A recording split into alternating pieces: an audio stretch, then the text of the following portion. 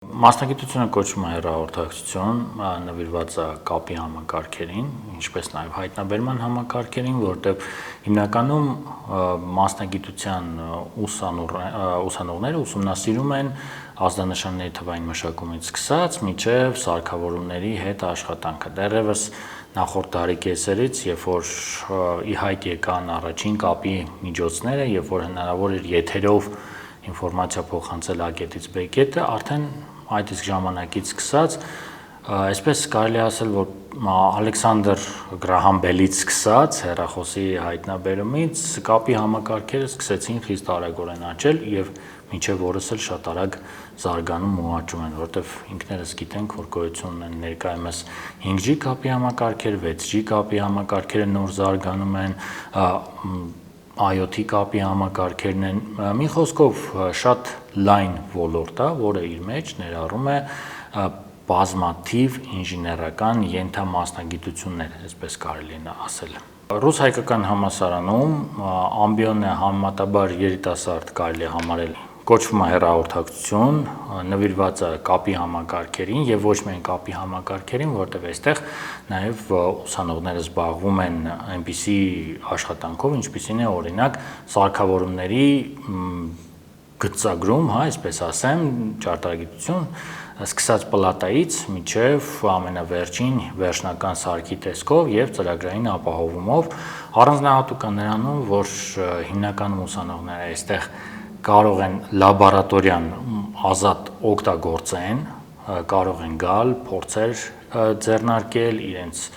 ցանկացած, այսպես ասած, ֆուտուրիստական գաղափարը, որոնք որ իրանք ունեն, ցանկանում են իրագործել, տեսնել ինչպես է աշխատում, կարող են գալ եւ լաբորատորիայում հանգիստ իրագործել, չափիչ սարքերի վրա չափումներ իրականացնել, պատրաստել սարքավորումներ, տեստավորել եւ ընդհանուր միջև հնարավորություն կա կոմերցիալիզացիա իրականացնել։ Հոսքը հիմնականում ռուսական հոսք է, սակայն դա չի խոչընդոտում, որ մեր ուսանողները ստանան երկու դիպլոմ, հայկական եւ ռուսական իհարկե։ Ֆիրմաները, որտեղ որ աշխատում են ուսանողները, ամենաբազմազանն են, կարող եմ մի քանիսը թվել, ֆիրմաներ կան ինժեներական քաղաքում, ներկայիս ամենաարագ զարգացող էկոհամակարգերից մեկը, ֆիրմաներ կան օրինակ լոկատորը, որտեղ որ աշխատում են մեր ուսանողները, սկսած ընդհանուր երրորդ կուրսից, իհարկե դա մի փոքր խոչընդոտ է առաջացնում դասերի հետ, սակայն կազմակերպությունների տնօրենները իրենք էլ քաջ գիտակցում են, որ ուսանողը պետք է առաջնահերթ գիտելիք ստանա, որ այդ գիտելիքը կարողանա կիրառել իրենց նպատակների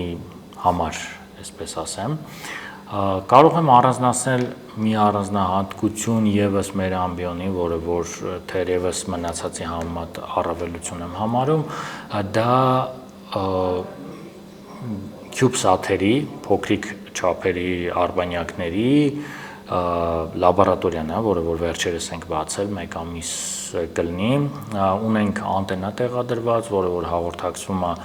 արբանյակների հետ, այնտեղից ինֆորմացիա են կարողանում վերցնել եւ այստեղ կարողանում ենք որոշակի գործողություններ կատարել։ Այսպես կարող եմ նշել նմանատիպ անտենաներ, որոնք որ կոչվում են երկրային, ground station-ներ, Երևանում չեմ սխալվի, եթե ասեմ նաև Հայաստանում երկուսն են, որոնցից մեկը տեղադրված է հայ-ռուսական համալսարանի տանիքում։ Ռուս-հայկական համալսարանի հեռահաղորդակցության ամբիոնի ընտրությունը ունի մի քանի պատճառներ, որոնք որ ես կարող եմ նշել, ինչու հենց այստեղ առաջնահերթը այն է, որ տրամադրվում է երկու նմուշի դիպլոմ, եւ ռուսական եւ հայկական, այսինքն ռուսական շուկայի համար անհրաժեշտ այդ դիպլոմավորումը ուսանողը այստեղ ունենում է։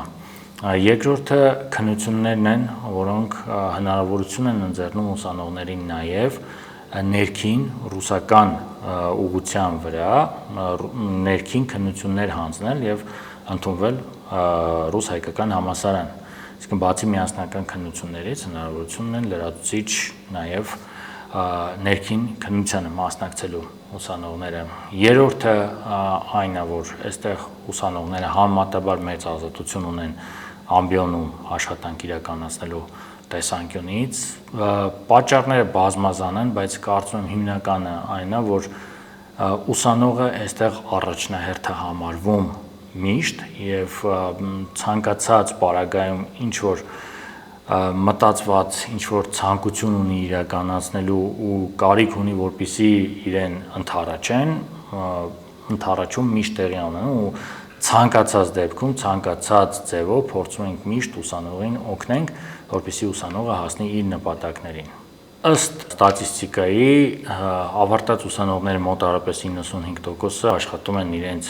մասնագիտությամբ առաջատար ֆիրմաներում, ինչպիսիք են օրինակ նշեցի լոկատոր ընկերությունը, ինչպիսին է Vivasel ընկերությունը, Ucom-ում